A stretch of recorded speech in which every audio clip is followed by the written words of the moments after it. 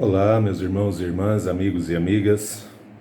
Hoje é dia 3 de maio, estamos iniciando então mais um domingo, continuando as lições da escola dominical, cujo tema do domingo passado e hoje estamos aí na segunda parte do mesmo tema.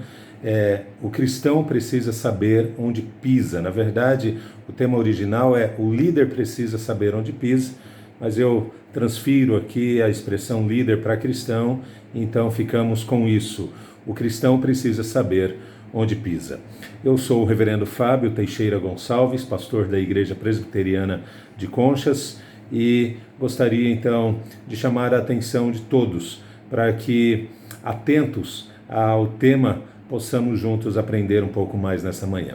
Vamos orar nesse instante. Pai, pedimos a Ti que o Senhor nos ajude a compreender a Tua vontade, a Tua palavra, para que, permanecendo no centro dela, possamos agradar a Ti em todo o tempo. Ajuda-nos, ó Deus, dessa forma, em nome de Jesus. Amém. Eu quero ler o texto que servirá de base para o nosso estudo nessa manhã, 2 Timóteo, capítulo 3, versos de 1 a 9. 2 Timóteo, capítulo 3, versos de 1 a 9.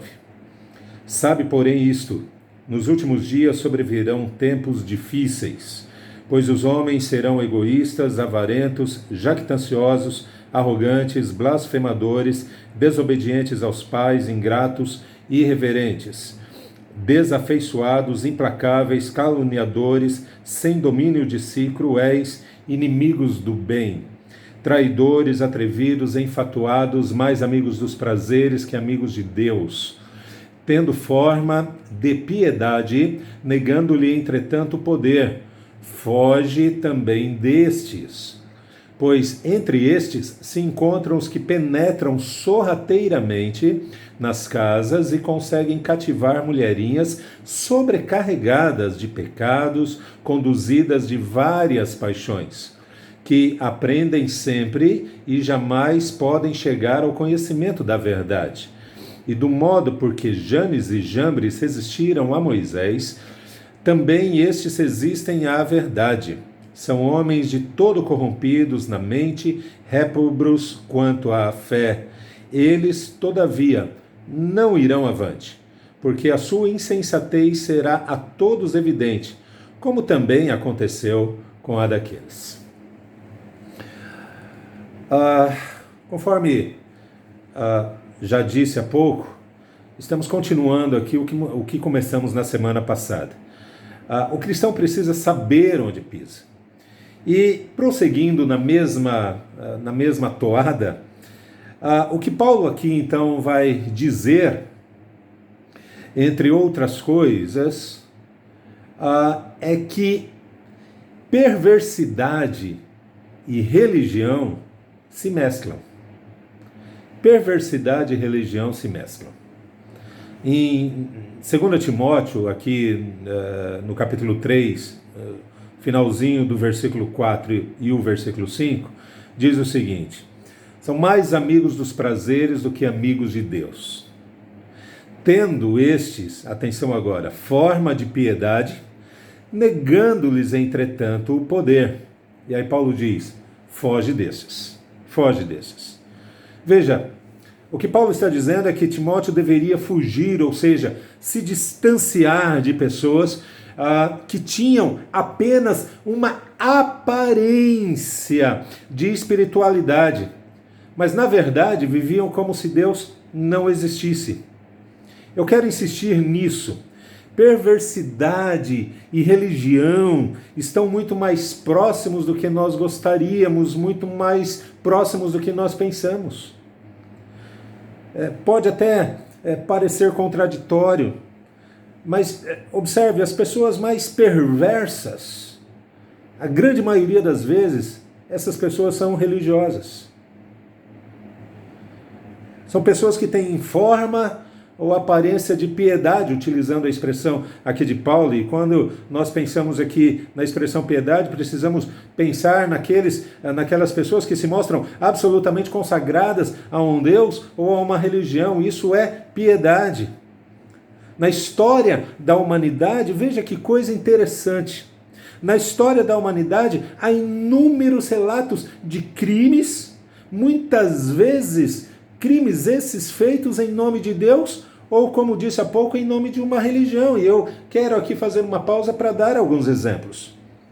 4 exemplos. Primeiro deles, muçulmanos. Evidentemente que não todos, mas a gente encontra muçulmanos, e tem visto isso, infelizmente, tristemente, nesses últimos anos, muçulmanos que se tornam aquilo que é chamado de homens-bombas, em nome da sua religião.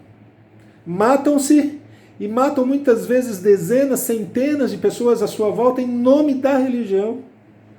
Um segundo exemplo, trabalhos de macumba. Expressão mais pesada, mas é essa expressão que nós conhecemos. Trabalhos de macumba é uma prática religiosa, prática de religiões de origens africanas. Práticas essas que são realizadas com a intenção, em grande parte, lembre-se disso, de destruir pessoas. E algumas dessas pessoas são pessoas que são amigas, inclusive amigas às vezes antigas. Eu conheço um ou outro caso que me fizeram referência há algum tempo. Um outro exemplo, veja, a Igreja Católica, na Idade Média, em nome de Deus, queimou em fogueiras milhares de pessoas, acusando essas pessoas de bruxaria. Mas é preciso que se registre, a Igreja Católica já se desculpou disso, mas fez isso em determinado momento da sua história. E finalmente, o último exemplo, talvez mais recente, 1978, para citar um caso que se tornou conhecido mundialmente, Jim Jones, um pastor de origem pentecostal. Você vai achar essa história com muita facilidade no Google. Mas este homem, Jim Jones, e mais 918 pessoas, ou 918 americanos, cometeram suicídio coletivo em nome de uma religião. A própria história, e aí eu vou um pouco mais longe agora, em termos de período histórico, mas a história do povo de Israel ilustra isso. E eu quero convidar você a ir comigo ali em Isaías, capítulo 1, versos 14 a 17. Isaías 1, dos versos 14 a 17, me permitam aqui a leitura. Profeta Isaías, capítulo 1, a partir do verso 14. As vossas festas da lua nova e as vossas solenidades, a minha alma as aborrece, já me são pesadas, estou cansado de as sofrer. Pelo que quando estendeis as mãos, escondo de vós os olhos. Sim, quando multiplicais as vossas orações, não as ouço, porque as vossas mãos estão cheias de sangue. Lavai-vos, purificai-vos, tirai a maldade dos vossos atos de diante dos meus olhos, cessai de fazer o mal. Aprendei a fazer o bem, atendei à justiça, repreendei ao opressor, defendei o direito do órfão, pleiteai a causa das viúvas. Observe, Israel mantinha uma vida absolutamente religiosa. Obviamente não podia ser diferente. Participavam dos cultos e das festividades ou das festas que eram, obviamente, também determinadas por Deus. Era um povo que fazia tudo do ponto de vista religioso, fazia tudo de maneira absolutamente correta.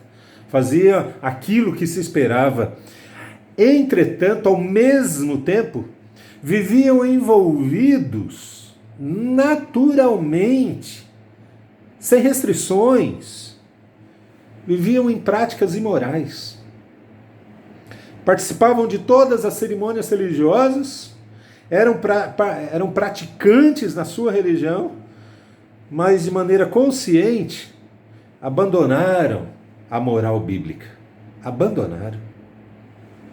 E Deus chama a atenção severamente do povo, considerando essa realidade. Um cristão, meus irmãos e irmãs, amigos e amigas, um cristão não pode apenas parecer piedoso, não pode parecer apenas alguém espiritual, consagrado, ele não pode apenas parecer. Ele deve ser isso de verdade. A sua espiritualidade, a sua consagração deve ser real.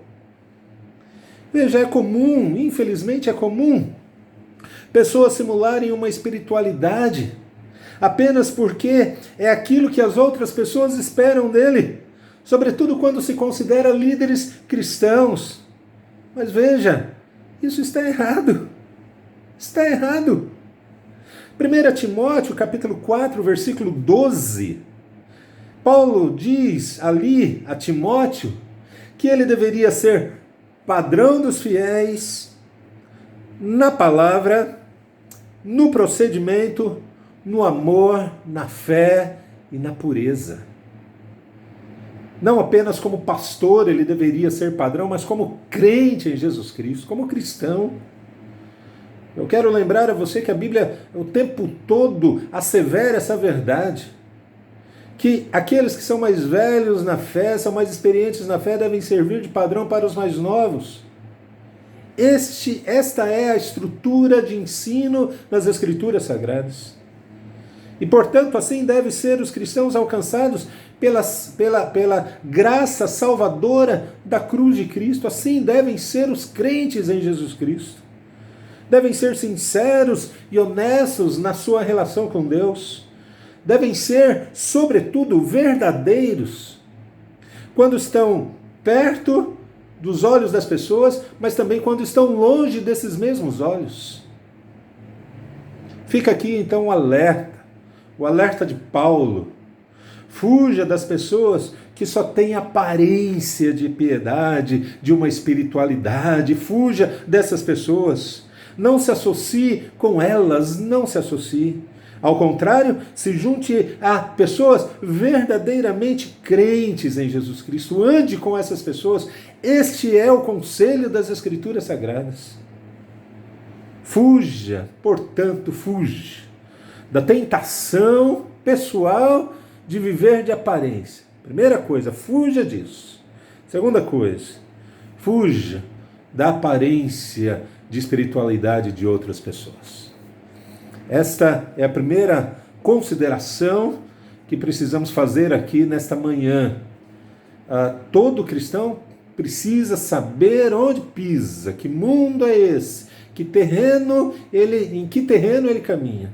E nesse terreno, a primeira consideração é essa, que perversidade e religião se misturam, e é preciso tomar cuidado com isso. Agora veja, uma segunda questão é que, além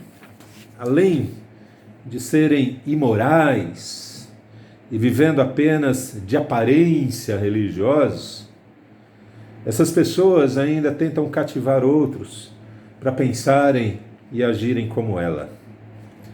E a nossa segunda questão, portanto, nessa manhã é que é preciso saber sobre o proselitismo do mundo, o proselitismo mundano. Mas o que é proselitismo? O que são os proselitistas? Uma definição bastante simples é essa. Proselitistas são aqueles que tentam converter pessoas a uma causa, a uma doutrina, a uma ideologia ou a uma religião. Proselitismo, portanto, é a tentativa de converter alguém para o seu próprio pensamento, para a sua maneira própria de enxergar o mundo. Paulo aqui, então, alerta o seguinte, em 2 Timóteo capítulo 3, versículo 6, alerta sobre aqueles que penetram sorrateiramente nas casas e conseguem cativar. Aqueles que penetram de maneira sorrateira dentro da casa, na intimidade das pessoas e conseguem cativar essas pessoas. Paulo aqui então alerta que o alvo desses ataques seriam, nesse contexto específico aqui, quando Paulo está escrevendo, ele diz, seriam mulherinhas sobrecarregadas de pecados, conduzidas de várias paixões. Vamos fazer uma pequena pausa aqui. É provável que o apóstolo Paulo estivesse aqui se lembrando de algumas viúvas jovens, viúvas essas que ele já havia feito referência lá na sua primeira carta. Eram mulheres, como disse aqui, jovens, viúvas jovens, que haviam se desviado da fé e que agora estavam sendo objeto do ataque dessas pessoas. O texto que eu faço referência é 1 Timóteo, capítulo 5, os versos 14 e 15, eu leio aqui esse texto para vocês. Veja, que as viúvas mais novas se casem, criem filhos, sejam boas donas de casa e não deem ao adversário, agora atenção, ocasião favorável de maledicência, pois, com efeito, já algumas se desviaram seguindo a Satanás. Então, insisto, provavelmente Paulo estivesse fazendo referência a estas viúvas mais novas, que haviam por alguma razão se desviado, estavam agora seguindo a Satanás. Agora veja, de que tipo de pessoa Paulo está falando aqui? De que tipo de pessoa Paulo está falando? Quem são esses proselitistas? Quem são essas pessoas que fazem proselitismo aqui? Bem, Paulo está falando de gente que de modo muito hábil, sem que se perceba, convence outros sobre um comportamento, atenção agora, imoral, distante daquilo que a Bíblia ensina. Paulo está falando de pessoas com essas características. Agora, eu quero chamar a sua atenção para a estratégia que é utilizada para o convencimento. São pelo menos aqui 3 fases, eu apenas as cito aqui. Num primeiro momento, a ideia é que determinado comportamento imoral, ilegítimo do ponto de vista bíblico, esse comportamento seja aceito inicialmente pelo indivíduo. Essa é a primeira fase.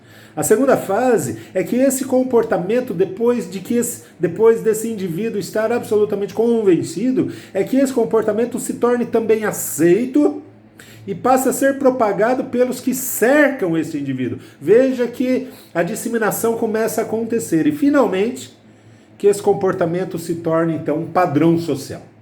Primeiro o indivíduo, depois os que estão em torno desse indivíduo e depois, finalmente, a sociedade como um todo, aderindo a esse comportamento e entendendo e aceitando que esse comportamento é normal. Gente, portanto, que de maneira consciente faz tudo para que as pessoas se distanciem de Deus. Fazem isso sempre de modo dissimulado.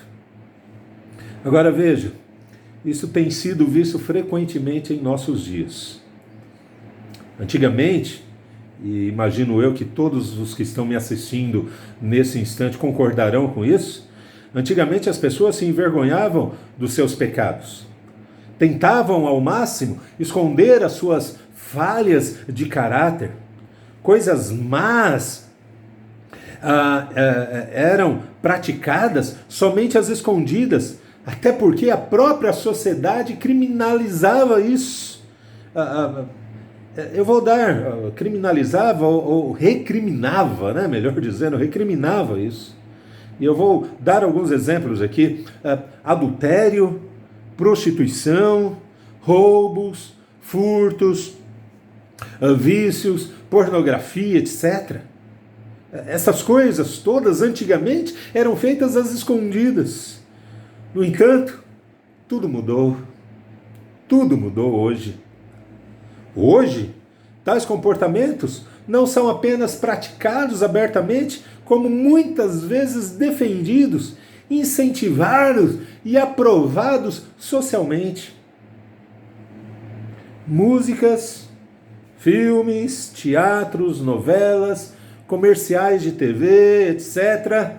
Esse conjunto todo de divulgação, de pensamento, de ideias, de ideologias e de comportamento, todo esse universo da cultura exalta e estimula isso. Na sua grande maioria, há exceções, graças a Deus, mas na sua grande maioria são essas coisas que são estimuladas ou vêm sendo estimuladas nos nossos dias. Exaltam e estimulam uma vida permissiva, ou seja, tudo pode, uma vida sem restrições, onde cada um faz aquilo que quiser, desde que sinta prazer e sinta uma satisfação muito grande própria consigo mesmo. E o mais impressionante de tudo isso é ver hoje que a sociedade, no geral, admira quem vive dessa forma. A segunda coisa, então, a segunda consideração que precisamos enfatizar aqui é isso, que é preciso tomar cuidado com o proselitismo do mundo.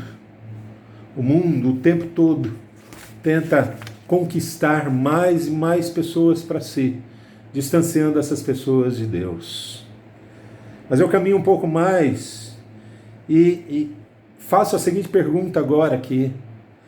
Qual é o embrião desse proselitismo, dessa tentativa de conseguir conquistar comportamento errado, imoral, um comportamento que faz com que as pessoas permaneçam longe de Deus? Onde é que nasce esse proselitismo? Onde está a gênese desse processo perverso no qual a sociedade finalmente se torna podre do ponto de vista moral e do ponto de vista espiritual?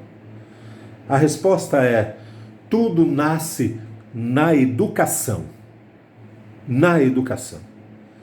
Eu quero lembrar você que Deuteronômio capítulo 6 insiste para que os pais para que os pais inculcassem nos filhos a boa educação. Inculcasse, colocasse na cuca, na mente e no coração dos filhos aquilo que era certo, aquilo que era correto do ponto de vista de Deus, Mas observe, voltando aqui para o nosso texto, Paulo mostra que toda a depravação daquelas pessoas era consequência de uma educação distorcida. Uma educação que, a bem da verdade, encontrou terreno fértil em corações, em pensamentos, em mentes igualmente corrompidos. Uma educação corrompida que encontrou terreno fértil dentro do coração corrompido. Veja o verso 7. Paulo diz lá: essas pessoas aprendem sempre e jamais podem chegar ao conhecimento da verdade. Aprendem sempre, mas não podem, não conseguem, não chegam ao conhecimento da verdade. Paulo fala sobre um ensino que é sistemático, é constante, é diário, mas é distorcido. Um ensino, portanto, que impede as pessoas de conhecerem a verdade. Um ensino que estimula a mentira, a vaidade, o orgulho, a avareza, o poder sobre os outros, estimula a violência, estimula a aceitação passiva daquilo que é imoral, estimula o incentivo, a troca, a inversão de valores e princípios, onde o certo passa a ser errado e vice-versa. Infelizmente, meus irmãos e irmãs, é possível observar isso em nossos dias. Na educação ou no estímulo, por exemplo, que muitos pais dão aos seus filhos. Uma educação, um estímulo à mentira, à vaidade, ao orgulho, à aceitação daquilo que é imoral, etc. Uma educação, um estímulo que, por vezes, muitos amigos fazem uns com os outros. Na troca de mensagens ali no Facebook, numa conversa tomando ali um refrigerante ou comendo alguma bolacha, enfim, num momento absolutamente informal. Muitas vezes essa imoralidade, esse distanciamento de Deus vai ocorrendo, onde a troca de informações que vai gerando formação de opinião vai sendo construído, pensamentos vão sendo construídos. E de maneira distorcida, e levando pessoas a ficarem longe de Deus. Veja o que a educação pode fazer. Mas eu caminho ainda um pouco pensando aqui nessa educação na escola formal. E na escola formal nós temos aí uma educação, um estímulo dado muitas vezes aos alunos através de professores, através de literatura, através de atividades várias que fomentam um distanciamento do Senhor, um distanciamento das Escrituras Sagradas. Agora veja, o verso 8 vai dizer o seguinte: do modo como Janes e Jambres, daqui a pouco falaremos um pouco mais sobre eles, mas veja, esses dois homens resistiram a Moisés, do modo como eles resistiram a Moisés, também estes resistem à verdade. Estes quem? Esses proselitistas. Esses que ficam tentando ensinar aquilo que não deve. Janes e Jambres foram dois magos de Faraó no Egito que resistiram ferrenhamente a Moisés. O texto mostra que eles resistiram à verdade que Moisés expunha, falando, vivendo, mas também, inclusive, através de milagres que foram realizados. E estou fazendo referência aqui àquelas 10 pragas lá do Egito. Você certamente se lembra disso. As Janes e Jambres resistiram à verdade que estava diante dos seus olhos, eles resistem bravamente. Agora veja, a educação formal, pensando agora aqui para nós, a educação formal dos nossos dias vem colaborando para a extinção dos padrões morais do cristianismo.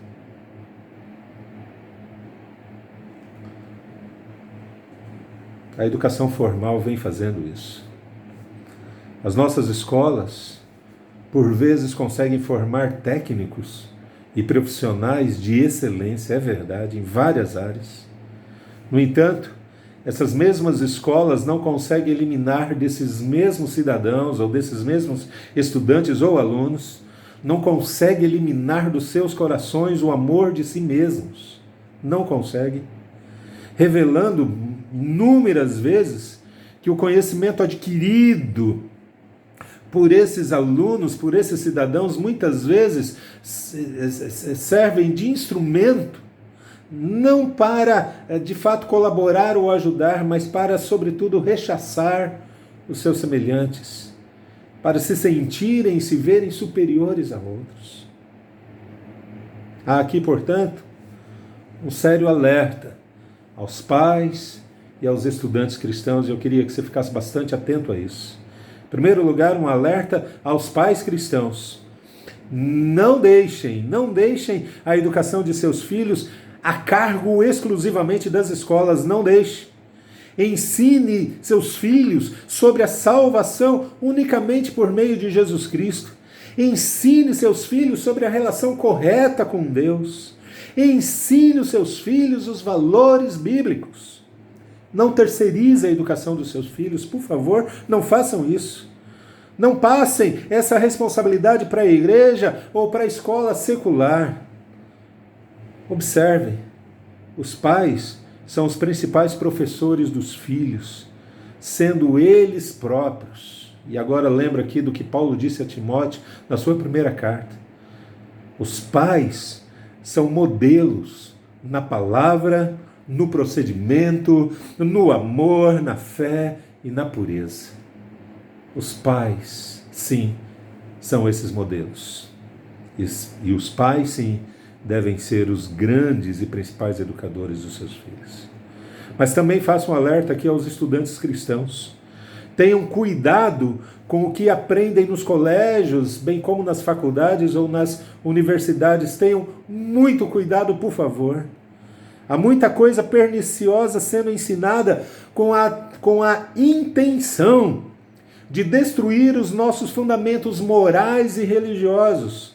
Fundamentos esses que estão na cultura judaica cristã. É de lá que vem os nossos fundamentos nestas áreas. Eu me lembro aqui que a minha esposa, que estudou numa faculdade bastante conceituada aqui no Brasil, e no seu segundo ano de pedagogia, fazendo, portanto, ciências humanas, e certamente as ciências humanas é a principal área de atuação ou de doutrinamento sobre um pensamento que distancia as pessoas de Deus, mas eu prefiro não entrar nessa área por hora. Mas o testemunho é esse. A minha esposa, quando estudou nessa universidade, no seu primeiro e segundo ano, sobretudo, o doutrinamento ficou explícito ali.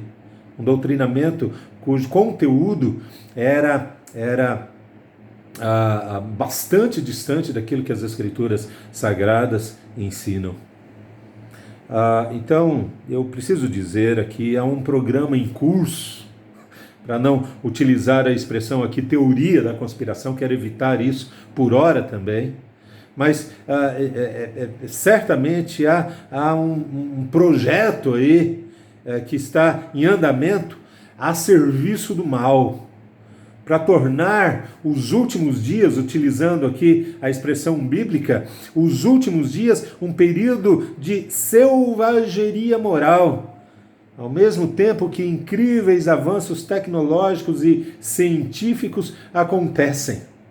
O que, de fato, faz com que as pessoas permaneçam confusas, olhando para esse universo em torno delas, para esse mundo em torno delas, e vendo tanta coisa aparecendo que deslumbra os olhos e fazem com que os homens pareçam tão gigantes. E essa visão, nesses últimos dias, faz com que as pessoas não se apercebam que isso, ainda que seja benéfico do ponto de vista humano, está levando pessoas a ficarem cada vez mais longe do Senhor e da palavra de Deus. Em meio a tudo isso, nós precisamos lembrar, somente o Espírito Santo pode nos instruir de maneira absolutamente correta e, sobretudo, a partir das Escrituras Sagradas, nos conduzindo finalmente à verdade. À verdade. João, o apóstolo João, no seu Evangelho, capítulo 8, versículo 32, ele diz: e conhecereis a verdade, e a verdade vos libertará. A verdade, em qualquer dimensão, digo eu aqui, sempre liberta. Em qualquer dimensão, a verdade sempre vai libertar. Mas, para que não haja dúvida, eu preciso enfatizar aqui que em Jesus Cristo se concentra toda a verdade, e fora dele não há nada que se relacione com isso. Somente em Jesus nós encontramos a verdade. Mas eu preciso terminar só considerando a última questão. É preciso saber que neste mundo as coisas que estão ocorrendo terão um fim, e esse fim já é conhecido. E a Bíblia fala sobre isso. Paulo diz lá em 2 Timóteo capítulo 3, versículo 9 o seguinte: eles, esses proselitistas, esses que intentam o mal, todavia esses não irão avante, diz Paulo. Não irão avante. Timóteo, portanto, é encorajado a enfrentar os tempos difíceis com a convicção da vitória, do sucesso. Janes e Jambres, eu disse que voltaria a eles e agora o faço aqui. Janes e Jambres resistiram à verdade, mas não por muito tempo, ficando absolutamente claro que as suas crenças e fundamentos eram falsos. Eram falsos. Eles conseguiram copiar Moisés até mais ou menos ali o terceiro milagre, a terceira praga que através de Moisés surge ali no Egito. Mas a partir daí eles não conseguem mais. E portanto, fica evidente a fragilidade do conhecimento daqueles homens e daquilo que eles acreditavam. Igualmente, aqueles homens, na época aqui de Paulo e Timóteo, se alegravam por serem imorais, hipócritas, mas eles também seriam vencidos pela própria insensatez que estava em seus corações. Eles não sabiam disso, mas o coração deles os havia enganado. Bastava a Timóteo manter-se fiel e aguardar a implosão, a autodestruição dos seus inimigos e dos seus conceitos sobre a vida e sobre Deus.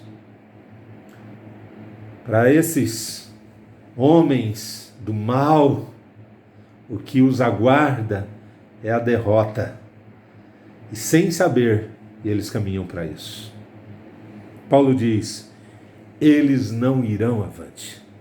Isto é, durante algum tempo, os opositores do cristianismo, os opositores daquilo que ensina as Escrituras Sagradas, eles parecerão invencíveis. Invencíveis. Mas em breve, guarde isso, meu irmão e minha irmã, eles definharão como a erva do campo. E eu faço aqui uma referência ao Salmo 37, os versos 1 e 2.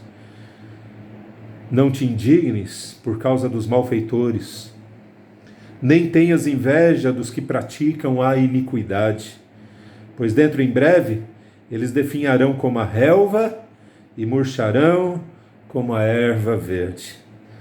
A coisa mais certa sobre o mal é que o mal um dia acabará. Meus amados, minhas amadas, irmãos, irmãs, amigos e amigas, vamos lembrar aqui, nós precisamos saber algumas coisas e nós não podemos esquecer delas. Primeiro, que a perversidade e a religião sempre se mesclam, estão juntas ali, juntas e misturadas. A segunda coisa que nós precisamos nos lembrar e tomar muito cuidado é com o proselitismo mundano. O tempo todo o mundo tenta nos arrastar para o pensamento e para o comportamento mundano, para aquilo que o mundo pensa e entende como verdade. Precisamos lembrar também que a educação correta, verdadeira, é aquela que vem do Espírito Santo e das Escrituras Sagradas. Fora disso, nós não temos a verdade. E, finalmente, nós precisamos nos lembrar e saber que quando tudo isso passar e vai passar, nós seremos mais do que vencedores por meio de Cristo Jesus. Porque os nossos inimigos, os inimigos de Deus, os inimigos das Escrituras Sagradas, eles, todavia, não irão avante. Eles definharão como a relva e murcharão como a erva verde. Mantenhamos, portanto, os nossos olhos e ouvidos bem abertos para não sermos enganados por Satanás e nem por homens maus que intentam nos afastar de Deus. E tenhamos os nossos olhos e os nossos ouvidos bem abertos para isso. Que o Senhor nos ajude. Amém. Bom domingo a todos. Deus os abençoe.